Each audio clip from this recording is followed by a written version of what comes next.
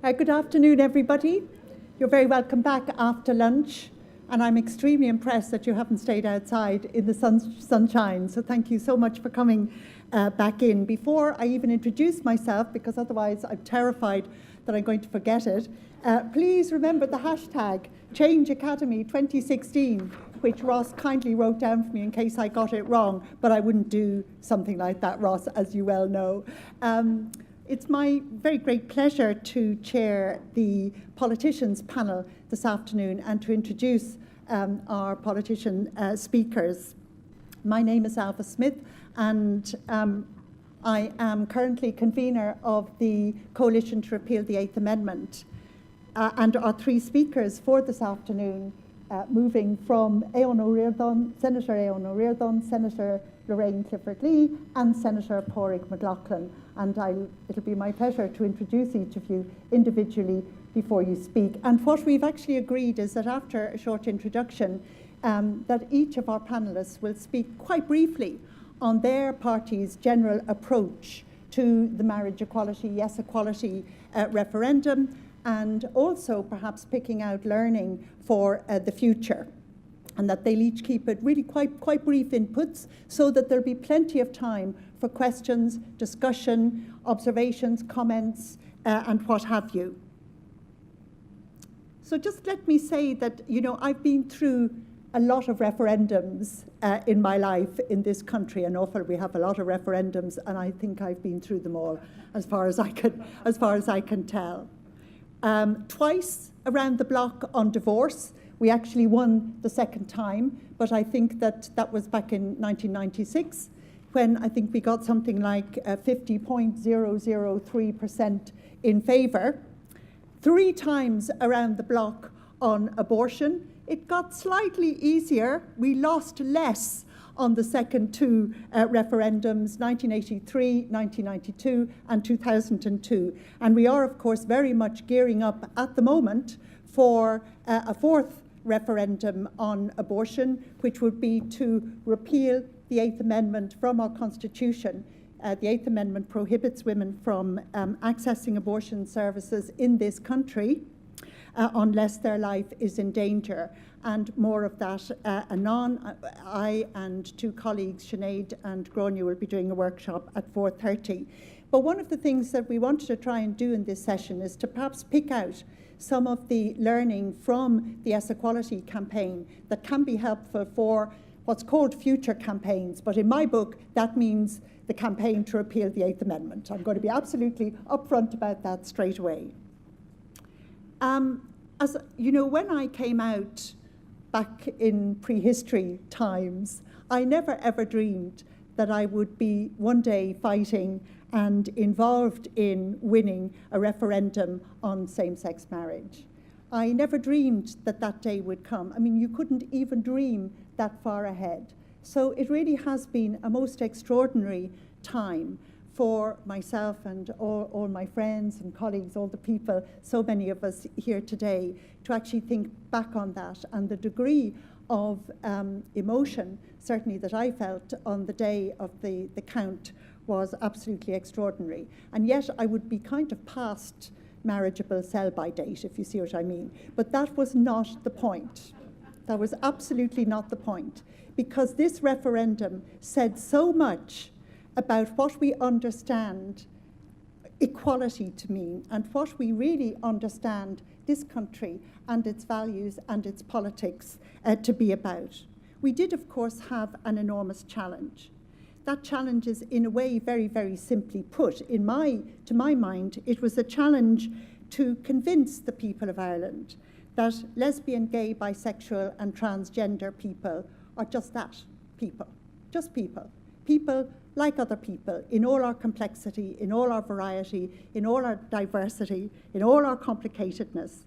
And that as people, we are just as fully and just as equally entitled to the rights that other people take for granted. In this case, it was marriage. It was, and it can be, and it will be in the future, so many other things for so many people too.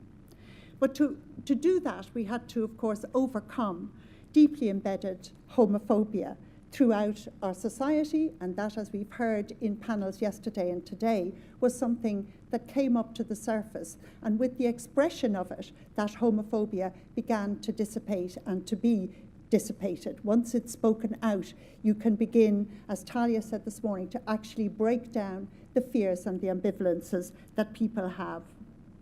So what I want to do, and I meant to say that homophobia really embedded in our institutions, not the least of which was a historically authoritarian and highly traditional Catholic Church with a very strong hold on key institutions such as education.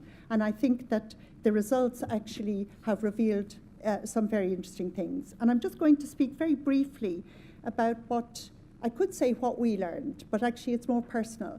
What I think I learned as a long-time campaigner and activist from the Yes Equality campaign. And it's not that these things can be applied absolutely to another campaign. What I've tried to do is look at principles, because different issues require different tactics, but a different language, different vocabulary, different kind of territory, different sorts of negotiations. But the backbone principles of campaigning, which stood out very clearly in the Yes Equality campaign, I think they are backbone principles for any good referendum campaign, certainly in this country. Of course, that's all very well to say and to see so clearly with hindsight, but I have to say, and I don't think that Gráinne or Brian or any of the wonderful team involved in the Yes Equality campaign will mind if I say that we see very clearly with hindsight what we didn't always see absolutely clearly at the time, what often took a lot of discussion and a lot of hard work. So I just have a 10-point principle. They're really, really quick. A lot of them you've heard a lot of before. First of all, there is the belief that you absolutely must have going into any campaign, that you can win. It's not the same as saying that you necessarily will win, but you have to absolutely have that passion, have that knowledge inside yourself that you absolutely can win this, and to stay steadfastly focused at all times on that goal. Your goal is always to win that referendum. No internecine or domestic arguments or distractions or going off on woolly paths. Your goal is to win, to get people over the line in this particular referendum, and to do what it takes to do that. And that is certainly something that I learned from the very beginning. It was Noel Whelan who actually said at the beginning, you are not there to win an argument, you are there to win a referendum campaign. And believe me, it is different. Secondly, that the more tightly organised, disciplined and strategic the campaign, the more effective it will be. That seems so obvious, but actually doing that structuring, keeping that tight discipline and control is hugely difficult. You have to know your issue inside out. You have to know your terrain inside out. You have to know your opposition inside out. And you have to build a great but tight team. Thirdly, you have to convince a whole electorate, the people of Ireland or the people of wherever it is, in all of their variety and complexity. It is not about talking among ourselves. It is about talking to people and with people that we don't normally talk to. And that's one of the reasons why the emphasis on conversation, citizen-led conversations, the wonderful campaign at the beginning that Gráinne really initiated, I'm voting yes, ask me why. That emphasis on talking with people that you wouldn't necessarily normally be in conversation with about these socio-sexual matters was really key to winning the campaign. Fourthly, developing voter awareness, and actually those conversations were very important in developing voter awareness, but there was a key component at the beginning of the campaign, or technically before it started, which was the Citizens' Convention, which was set up by government. And it was an exercise in deliberative democracy. You probably heard something about it yesterday. And I believe that it worked far more effectively than our Taoiseach Enda Kenny actually ever thought it would. And what happened was that the huge vote in favour of marriage equality within the Citizens' Convention put pressure on the Taoiseach and the Fine Gael party, Labour were already absolutely supportive of marriage equality, but it put that pressure for a referendum to be called immediately.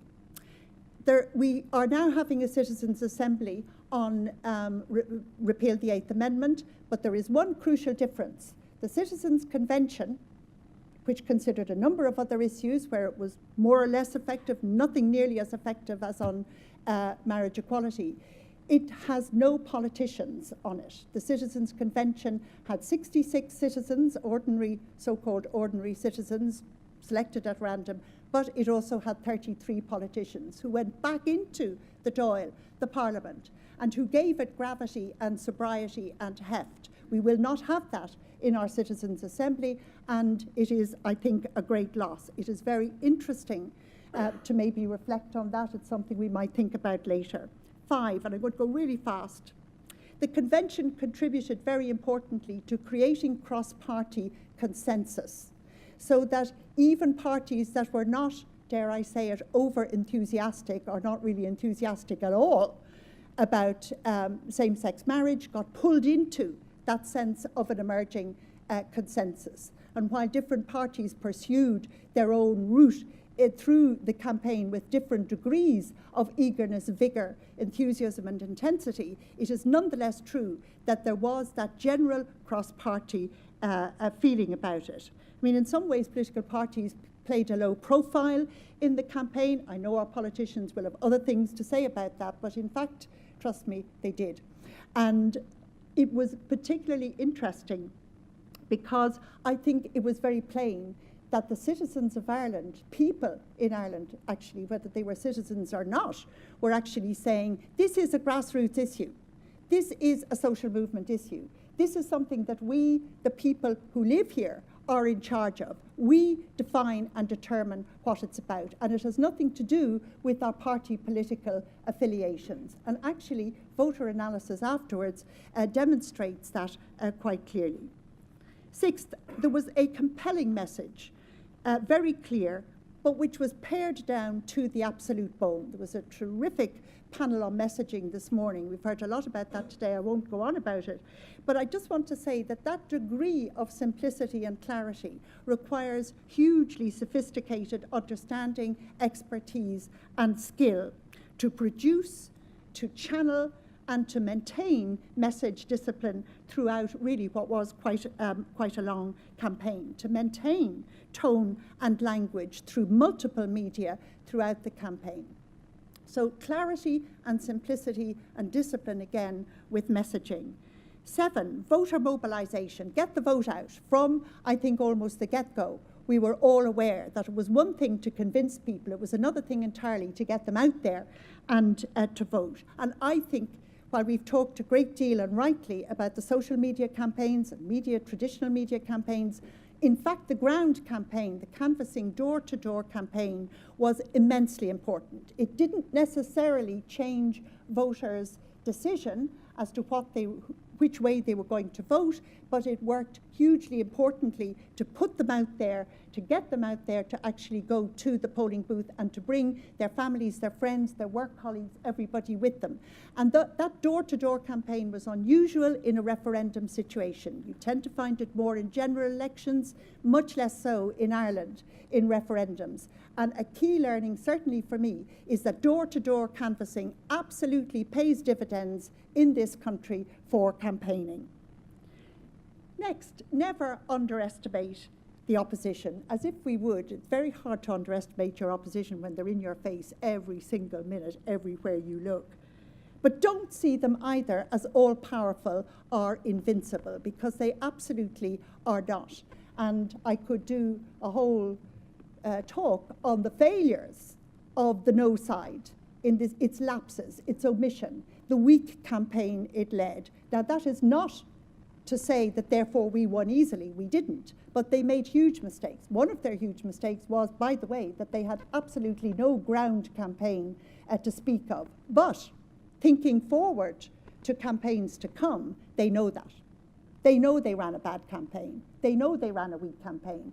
And we can bet our bottom euro, or whatever it is we have now, it's not so clear to me, you can bet your bottom euro that, in fact, they are even now aping us, imitating us, planning, appropriating our language. Celebrate the 8th, they say. Equality is the 8th Amendment. Please, really. But that's what they're doing. Keep your eye on the opposition at all times. 9. We learned that the old cleavages in Irish society are absolutely dead and gone. Socio-sexual issues are not nearly the big divide. You don't empty a room in 2 minutes now by saying either lesbian, gay, bisexual, transgender, marriage, family, or indeed abortion. That doesn't happen. People are much more grown up and sophisticated. And that sophistication actually came out very clearly, I think, in the result. That conservative image of a conservative Catholic Ireland, which we all knew was eroding, is, I think, now finally shattered. There has been a very profound generation shift over the past 2 to 3 generations, over the generations, really, of my lifetime. Finally, money. Just money. Just money. You just need an awful lot of it, as much as you can possibly get, to run a really very good campaign. I didn't start with it, because it's not your motivator, but it is your baseline, and you have to get it by hook or by crook. So watch out, hands in pockets, please, for what's coming down the road. It's now my very great pleasure to introduce our speakers for today, which I'll just pop back up there and do. Thank you.